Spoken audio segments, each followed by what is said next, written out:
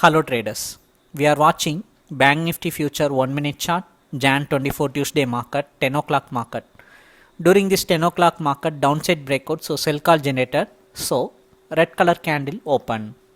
Every day in live market, automatically it will provide signal according to the candlestick breakout of market trend.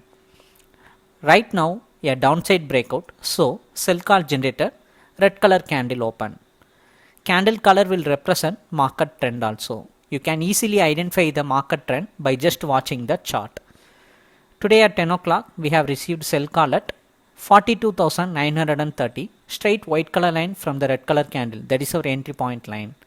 Below lines are target line, above line is the stop loss line. The first target is more than 100 point, second target is more than 200 point range. To be exact, 42,823, almost 107 point. That is our first target. Let's wait and see how it works in live market. After 11 p.m. market only, it started to move in the downside.